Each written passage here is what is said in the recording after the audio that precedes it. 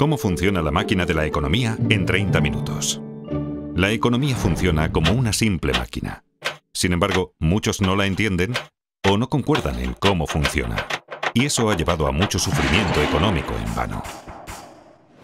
Siento una profunda obligación de compartir mi plantilla económica, sencilla pero práctica. Aunque no es convencional, me ayudó a predecir y eludir la crisis financiera mundial.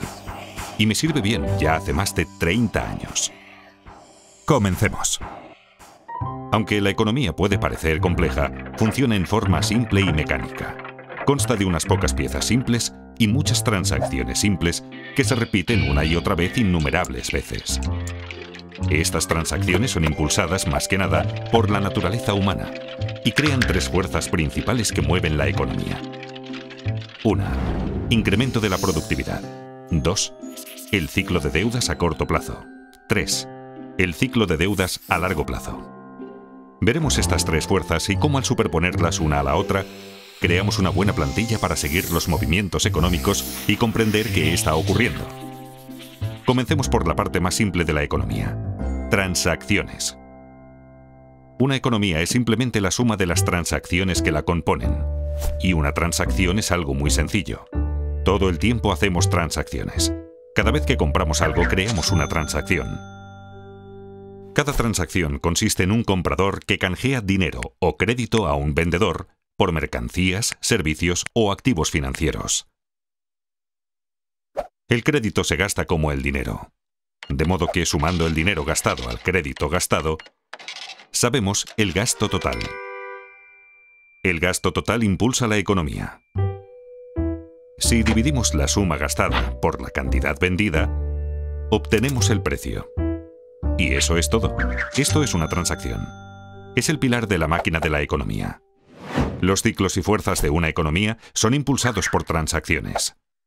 Así que si entendemos las transacciones, entendemos toda la economía. Un mercado consta de todos los compradores y todos los vendedores que realizan transacciones con lo mismo. Por ejemplo, hay un mercado del trigo, un mercado de coches, un mercado de valores y mercados para millones de cosas. Una economía consta de todas las transacciones en todos sus mercados. Si sumamos el total de gastos y la cantidad total vendida en todos los mercados, tenemos todo lo que necesitamos saber para entender la economía. Es así de simple. Las personas, empresas, bancos y gobiernos, todos participan en transacciones como describí anteriormente. Canjean dinero y crédito por mercancías, servicios y activos financieros. El mayor comprador y vendedor es el gobierno, compuesto por dos partes importantes. Un gobierno central que recauda impuestos y gasta dinero, y un banco central, que es diferente de otros compradores y vendedores porque controla la cantidad de dinero y de crédito en la economía. Lo hace influyendo en las tasas de interés e imprimiendo dinero nuevo. Por estas razones, como veremos, el Banco Central es un actor importante en el flujo del crédito. Ahora pongamos atención en el crédito. El crédito es la parte más importante de la economía y probablemente la menos comprendida. Es la parte más importante porque es la mayor y la más volátil. Así como compradores y vendedores van al mercado a hacer transacciones, también los prestadores y los prestatarios. Los prestadores suelen querer convertir su dinero en más dinero. Y los prestatarios suelen querer comprar algo que no pueden pagar, como una casa o un coche, o quieren invertir en algo como iniciar una empresa. El crédito puede ayudar tanto a prestadores como a prestatarios a obtener lo que desean. Los prestatarios prometen devolver la suma prestada llamada el capital, más una suma adicional llamada interés. Cuando las tasas de interés son altas, se toman menos préstamos porque son caros. Cuando las tasas de interés son bajas, se toman más préstamos porque son más baratos. Cuando los prestatarios prometen devolver el préstamo y los prestadores les creen, se crea el crédito. Dos personas cualesquiera pueden acordar el crear crédito de la nada. Esto parece bastante sencillo, pero el crédito es escurridizo porque tiene nombres diferentes. Una vez generado el crédito, se convierte de inmediato en deuda. La deuda es un activo para el prestador y un pasivo para el prestatario.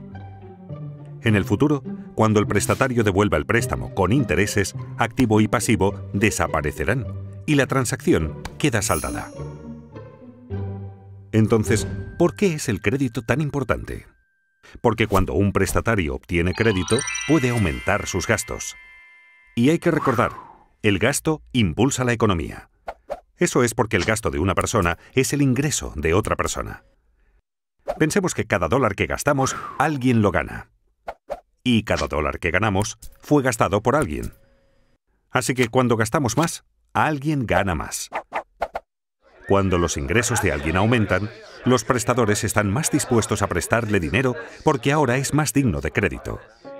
Un prestatario digno de crédito tiene dos cosas: la capacidad de devolver el préstamo y un aval. Tener ingresos altos comparados con la deuda le permite devolver dinero. En caso de no poder hacerlo, tiene activos valiosos como aval que pueden venderse. Esto hace que los prestadores se sientan cómodos al prestarle dinero. Así, mayores ingresos permiten tomar más préstamos, que a su vez permiten mayores gastos. Y como los gastos de una persona son los ingresos de otra, esto lleva a más préstamos y así sucesivamente. Esta conducta se realimenta y conduce al crecimiento económico. Y por eso tenemos ciclos. En una transacción hay que dar algo para obtener algo. Y cuánto obtenemos depende de cuánto producimos. Con el tiempo aprendemos y esos conocimientos acumulados elevan los niveles de vida. A esto lo llamamos crecimiento de la productividad. Quienes son creativos y trabajan duro aumentan su productividad y sus niveles de vida con mayor rapidez que aquellos complacientes y perezosos. Aunque no necesariamente a corto plazo. La productividad cuenta más a largo plazo. El crédito a corto plazo. Esto es porque el crecimiento de la productividad no fluctúa mucho, así que no es un propulsor importante de los vaivenes económicos. La deuda sí lo es, porque al adquirirla nos permite consumir más de lo que producimos, y nos obliga a consumir menos de lo que producimos cuando la reintegramos. Los vaivenes de la deuda siguen dos grandes ciclos. Uno de entre 5 a 8 años, y el otro de entre 75 a 100 años aproximadamente. Aunque la mayoría de la gente siente los vaivenes, habitualmente no los ve como ciclos porque los ve demasiado de cerca, día a día, semana a semana. En este capítulo daremos un paso atrás para ver estas tres grandes fuerzas y cómo interactúan para crear nuestras experiencias. Vimos que los vaivenes alrededor de la línea no surgen de cuánta innovación o trabajo arduo hay, sino sobre todo de cuánto crédito hay. Imaginemos por un momento una economía sin crédito. En esta economía solo puedo aumentar mis gastos si aumento mis ingresos, lo cual me exige ser más productivo y trabajar más. Una productividad mayor es el único camino hacia el crecimiento. Como mis gastos son los ingresos de otra persona, la economía crece cada vez que yo u otro cualquiera es más productivo. Si seguimos las transacciones y las mostramos, vemos una progresión como la línea de crecimiento de la productividad. Pero como tomamos préstamos, tenemos ciclos.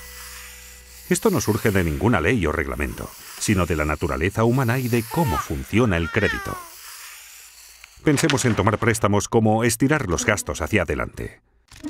Para comprar algo que no podemos permitirnos, hay que gastar más de lo que se gana. Para ello, debemos tomar prestado de nuestro propio futuro. Así creamos un tiempo en el futuro en el que deberemos gastar menos de lo que ganamos para poder devolverlo. Muy rápidamente se asemeja a un ciclo. En esencia, cada préstamo que tomamos crea un ciclo. Esto es tan cierto para un individuo como para la economía. Por eso es tan importante entender el crédito, porque pone en marcha una serie de acontecimientos futuros, mecánicos y predecibles. Esto diferencia al crédito del dinero. El dinero es aquello con que saldamos transacciones. Cuando compramos una cerveza con efectivo, la transacción queda saldada de inmediato. En cambio, si la compramos con crédito, es como abrir una cuenta en el bar. Prometemos pagar en el futuro. Y junto al barman, creamos un activo y un pasivo. Acabamos de crear crédito de la nada. Solo más tarde, al pagar la cuenta del bar, desaparecen el activo y el pasivo. La deuda se esfuma y la transacción está saldada. En realidad, lo que la mayoría llama dinero es de hecho crédito. El total de crédito en Estados Unidos es de unos 50 millones de dólares, y el total del dinero circulante es de apenas unos 3 millones de millones. Recordemos, en una economía sin crédito, la única forma de gastar más es producir más. Pero en una economía con crédito, también podemos gastar más pidiendo préstamos.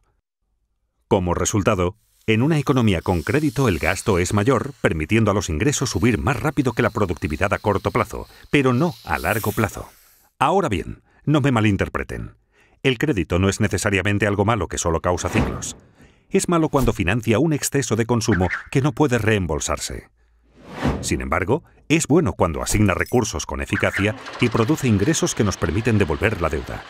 Por ejemplo, si tomamos un préstamo para comprar una televisión grande, el aparato no genera ingresos para que devolvamos lo prestado.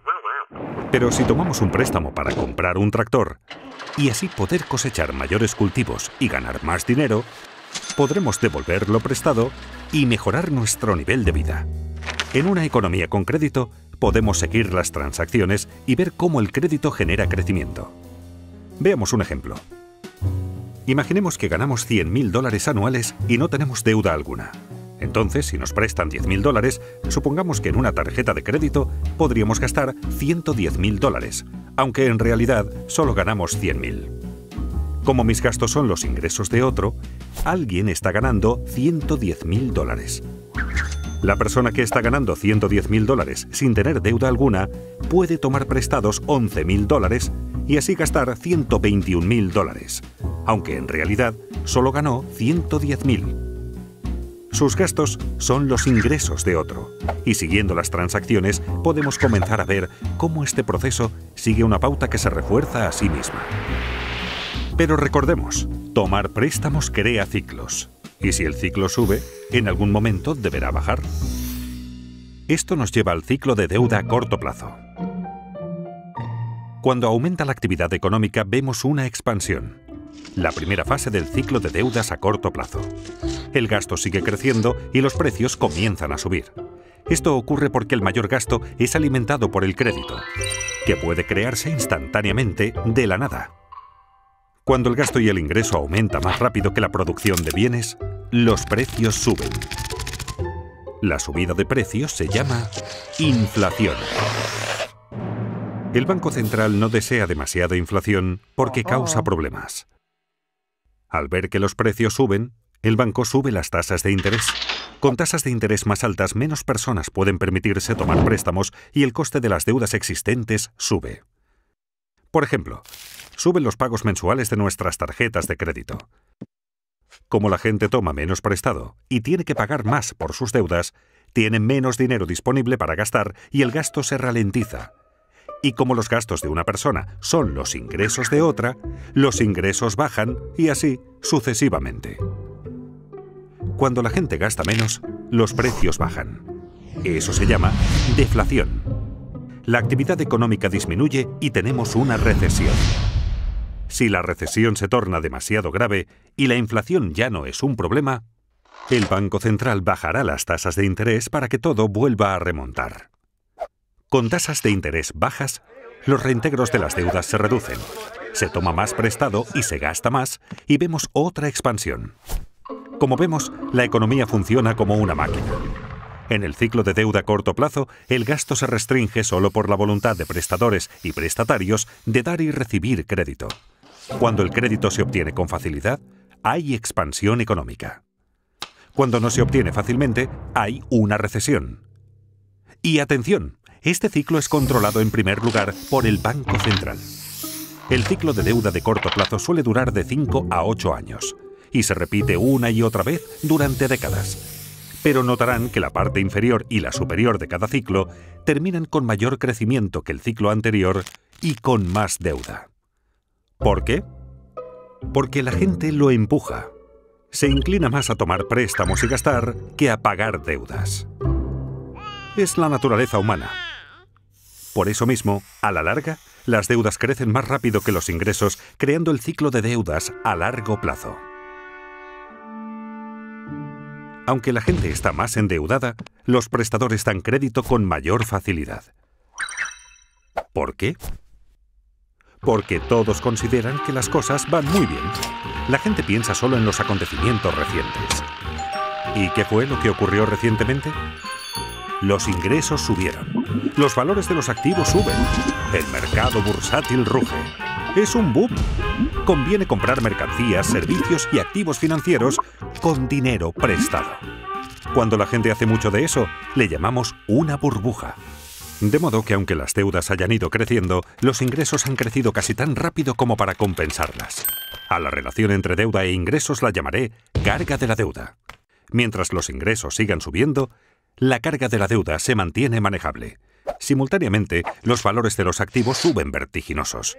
La gente toma préstamos gigantescos para comprar activos para inversión y hace que su precio suba aún más. La gente se siente rica. De modo que hasta con muchísima deuda acumulada, los ingresos y los activos en alza ayudan a los prestatarios a mantenerse dignos de crédito por mucho tiempo. Obviamente es algo que no puede continuar para siempre. Y no ocurre. Con las décadas, la carga de la deuda aumenta lentamente y crea reembolsos crecientes. Cuando estos reembolsos comienzan a crecer más rápido que los ingresos, obligan a la gente a recortar sus gastos. Y como los gastos de una persona son los ingresos de otra, los ingresos comienzan a bajar, lo que convierte a la gente en menos digna de crédito y reduce los préstamos tomados. Los pagos para saldar deudas continúan subiendo, haciendo que los gastos caigan más aún y el ciclo se invierta. Este es el cenit de la deuda a largo plazo. Las cargas de la deuda se han vuelto demasiado grandes. En Estados Unidos, Europa y buena parte del mundo, esto ocurrió en 2008. Ocurrió por la misma razón que en Japón en 1989 y en Estados Unidos en 1929. La economía comienza ahora a desapalancarse. En esta fase, la gente reduce el gasto, el ingreso baja, el crédito desaparece, los activos caen, los bancos sufren, las bolsas se desmoronan, las tensiones sociales aumentan y todo comienza a realimentarse en el sentido opuesto. A medida que caen los ingresos y suben los pagos por deudas, los prestatarios quedan restringidos. Ya sin derecho a crédito, sus créditos se agotan y ya no pueden tomar suficiente dinero prestado para saldar sus deudas. Desesperados, los prestatarios se ven obligados a vender activos. La fiebre de ventas inunda el mercado. Aquí es donde colapsa la bolsa. El mercado inmobiliario se hunde y a los bancos se les complican las cosas.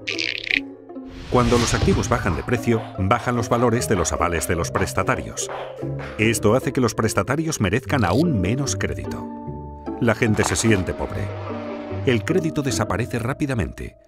Menos gasto, menos ingreso, menos riqueza, menos crédito, menos préstamos tomados y así sucesivamente. Es un círculo vicioso.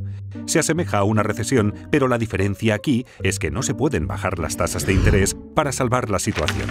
En una recesión, la baja de tasas estimula la toma de préstamos. Pero en un desapalancamiento, bajar las tasas no sirve, pues las tasas de interés ya están bajas y llegan pronto al 0%. Así que se acaba el estímulo. Las tasas de interés en Estados Unidos llegaron al 0% durante el desapalancamiento de la década de 1930 y nuevamente en 2008. La diferencia entre una recesión y un desapalancamiento es que en este, la carga de la deuda sobre los prestatarios creció demasiado y no pudo aliviarse bajando las tasas de interés. Los prestadores comprenden que deudas tan excesivas no pueden ser devueltas totalmente. Los prestatarios perdieron su capacidad de pagar y sus avales perdieron valor. Se sienten paralizados por la deuda y ya no quieren más. Los prestadores dejan de prestar. Los prestatarios dejan de tomar prestado. Pensemos en la economía como indigna de crédito. Como una persona. ¿Qué hacer entonces con el desapalancamiento? El problema es que las cargas de las deudas son muy altas y deben bajar. Hay 4 formas en que esto puede ocurrir. 1. Personas, empresas y gobiernos recortan sus gastos. 2. Se reducen las deudas mediante moratorias y reestructuras. 3. La riqueza se redistribuye de los que tienen a los que no tienen. 4. El Banco Central imprime dinero nuevo. Estas 4 formas ocurrieron en cada desapalancamiento de la historia moderna. Es habitual recortar primero los gastos. Como vimos, personas, empresas, bancos y hasta gobiernos se ajustan el cinturón y recortan gastos para poder pagar sus deudas. Esto se llama con frecuencia austeridad. Cuando los prestatarios dejan de contraer nuevas deudas y comienzan a pagar las deudas viejas, puede esperarse que la carga de la deuda baje. Pero ocurre lo contrario. Como se recorta el gasto, y el gasto de una persona es el ingreso de otra, esto hace que los ingresos caigan más rápido de lo que se saldan las deudas, y así la carga de la deuda, de hecho, empeora. Como vimos, este recorte del gasto es deflacionario y doloroso. Las empresas están forzadas a reducir costes, lo que significa menos empleos y mayor paro. Esto lleva a la etapa siguiente. Deben reducirse las deudas. Muchos no pueden pagar sus préstamos y las deudas del prestatario son el activo del prestador. Cuando los prestatarios no pagan al banco, la gente teme que el banco no pueda pagarle lo suyo y corre a retirar su dinero del banco. Los bancos quedan restringidos y la gente, las empresas y los bancos dejan de pagar sus deudas. Esta grave contracción económica es una depresión. Buena parte de una depresión consiste en descubrir que lo que suponíamos era nuestra riqueza no está. Volvamos al bar.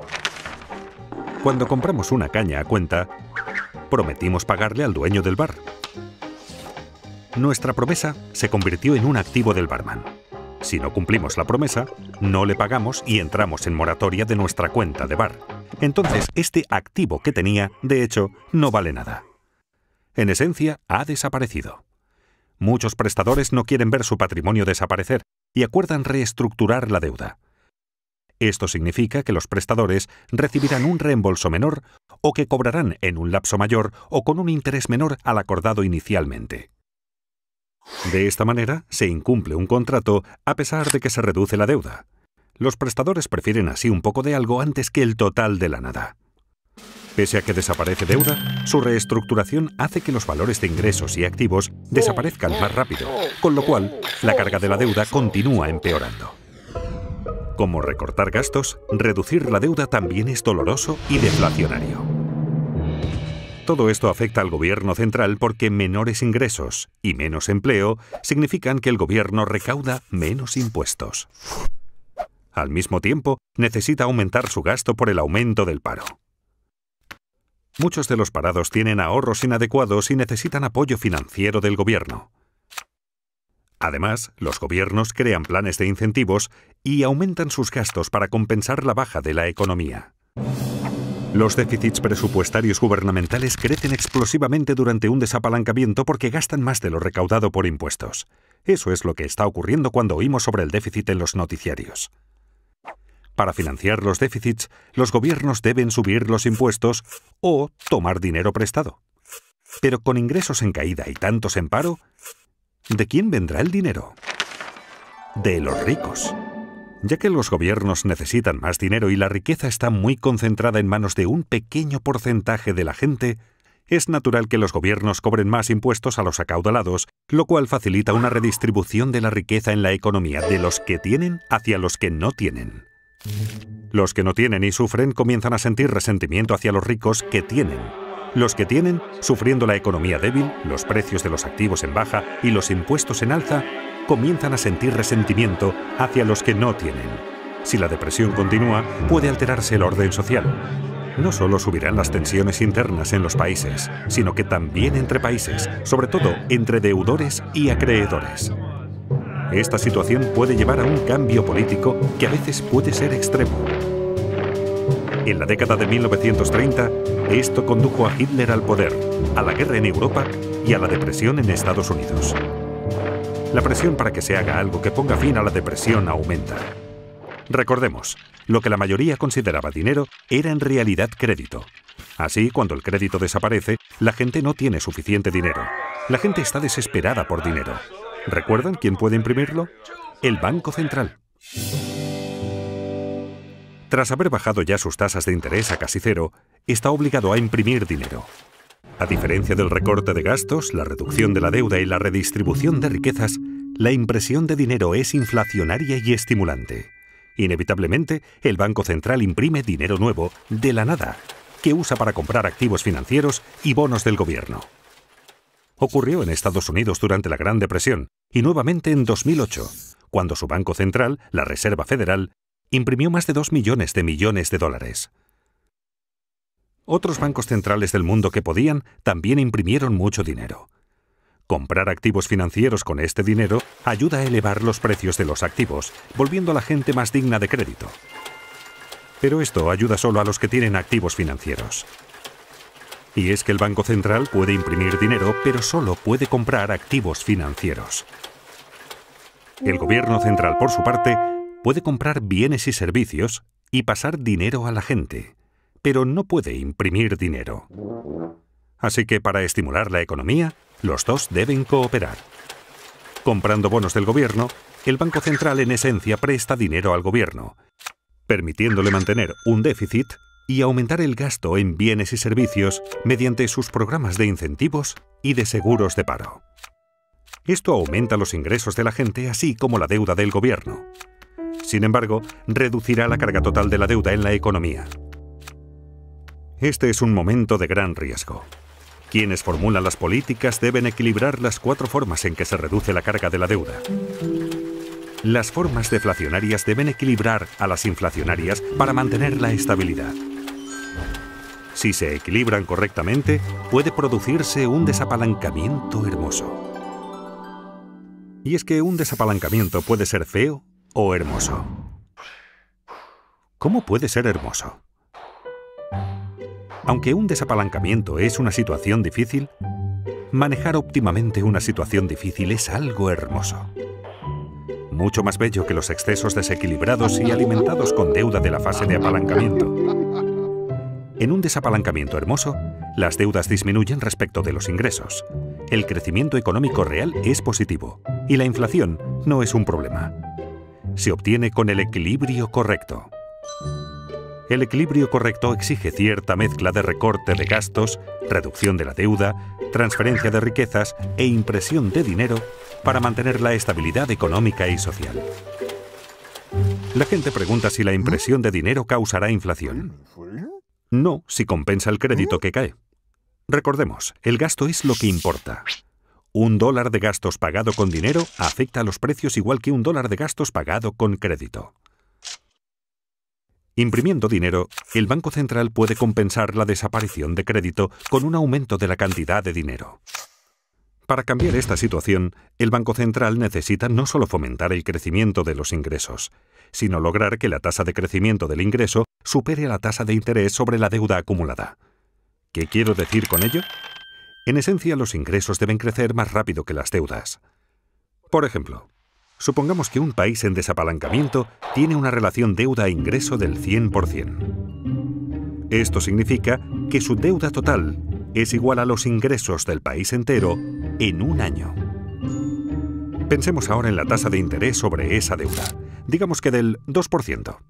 Si la deuda crece al 2% por esa tasa de interés y el ingreso crece solo al 1%, jamás se reducirá la carga de la deuda. Se necesita imprimir suficiente dinero para que la tasa de crecimiento del ingreso supere a la tasa de interés. No obstante, es fácil abusar de la impresión de dinero por ser tan fácil y porque la gente la prefiere a las alternativas. La clave es evitar imprimir demasiado dinero y provocar una inflación inaceptablemente alta, como hizo Alemania en el desapalancamiento de la década de 1920. Si los responsables logran el equilibrio correcto, un desapalancamiento no es tan dramático. El crecimiento es lento, pero las cargas de la deuda bajan. Así es un desapalancamiento hermoso. Con los ingresos en alza, los prestatarios comienzan a parecer más dignos de crédito. Y cuando esto ocurre, los prestadores vuelven a prestar. Las cargas de las deudas comienzan por fin a bajar. Al poder tomar préstamos, la gente puede gastar más. La economía comienza ahora a crecer nuevamente hacia la fase de reflación del ciclo de deudas a largo plazo. Aunque el desapalancamiento puede ser horrible si se maneja mal, cuando se maneja adecuadamente, solucionará el problema. Lleva unos 10 años o más el que las cargas bajen y la actividad económica retorne a la normalidad. Y de ahí la expresión década perdida. En conclusión, por supuesto, la economía es un poco más compleja de lo que esta plantilla sugiere.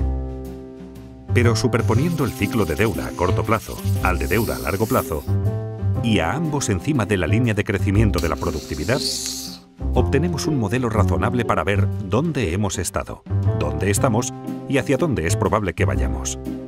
En resumen, hay 3 reglas prácticas que me gustaría que les quedaran de esta charla. La primera, que la deuda no crezca más rápido que los ingresos, porque las cargas de la deuda terminarán aplastándonos. La segunda, que los ingresos no crezcan más rápido que la productividad, porque eso nos hará no competitivos. Y la tercera, hacer todo lo posible para aumentar la productividad, pues a largo plazo es lo que más importa. Son consejos sencillos para todos, incluidos los responsables de políticas. Sorprendentemente, la mayoría de la gente, y también de los responsables de políticas, no presta atención suficiente a esto. Esta plantilla ha funcionado en mi caso, y espero que funcione en el vuestro. Muchas gracias.